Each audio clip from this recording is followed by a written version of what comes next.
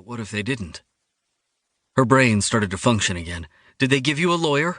Not yet. I told them I wanted one, and they said they'd call the public defender's office. That's when they stopped the interrogation and let me call you. The public defender. Jessica's mind conjured up the image of an overwhelmed and underpaid lawyer trying to juggle 100 cases, a lawyer who would take any deal the prosecutor offered just to get rid of another case, even if the defendant was innocent. Her panic rose a notch. She couldn't let this happen. She just couldn't. There had to be something she could do. Then she realized that maybe there was. She could try to get Nate Daniels. Tim had always said Nate was one of the best courtroom lawyers in the country. He might be exactly what Brandon needed. She hadn't talked to Nate in a year, and it would be uncomfortable to ask him for a huge favor, but that didn't matter. Nate could help Brandon, so she would ask him, no matter how hard or awkward that might be. She didn't want to get Brandon's hopes up, not until she had at least talked to Nate. "Don't say anything more to them until the public defender gets there," she said. "I'm going to try to get help." "Okay, Mom." He paused. "I love you." Tears suddenly blurred her vision. "I love you too." Chapter 2. Who is Brandon Ames? FBI Special Agent Coleman Jones asked, staring at Brandon's picture on his computer screen. The photo was from Ames's Facebook page. It showed him grinning and squinting slightly in the sun. His blonde hair was cut short on the sides but long and floppy on top. He wore a Cal t-shirt and he was standing in front of Sather Gate at UC Berkeley. He had a muscular build, and his school records showed that he was a college senior, but he had the face of a 15-year-old. He'd still be getting carded when he was 40, if he lived that long. Cole swiveled around to face Billy Chen, a compact Chinese-American man with a carefully cultivated nondescript appearance. Anyone who passed him on the street would assume he was a typical tech worker. Billy shrugged wiry shoulders and nodded toward the screen.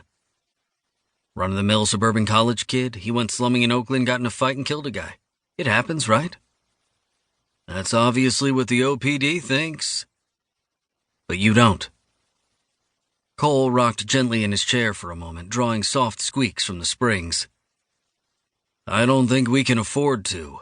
There's too much riding on this, and the timing of Link's death was awfully inconvenient. Link Thomas's murder would have set us back at any time, but now it's devastating. So what do you want to do? Figure out whether Ames is a Lanlong assassin. Billy nodded. Want me to try to talk to him? Cole shook his head. No, he's in Tassajara. Getting to him in there would be too risky. People would notice if an FBI agent walked in there, flashed his badge, and interviewed Ames. It would probably tip off whoever he's working for. What do? We learn about Brandon Ames. We look for connections to Lanlong. We watch his family and friends. Billy picked up a pen from Cole's desk and began flipping it through his long, dexterous fingers. If you're right that he's a Lanlong hitman, there might be people coming after him in jail. What do we do if someone gets to him? Cole pondered that for a moment, then shrugged. We'll cross that bridge if we come to it. Chapter 3.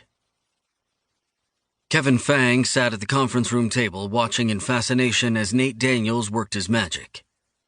Nate was Kevin's lawyer, though Kevin regarded him as something closer to a wizard. Nate looked nothing like a wizard, of course. He always wore suits, gray 53% of the times Kevin had seen him, dark blue 42% of the time, and a weird brown color the other 5%.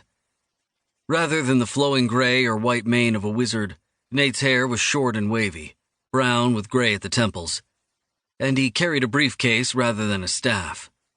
But he could accomplish arcane feats every bit as impressive as Dumbledore or Gandalf. Nate had first represented him when Kevin was a college student trying to get the rights to his first patent from the professor who had stolen his idea.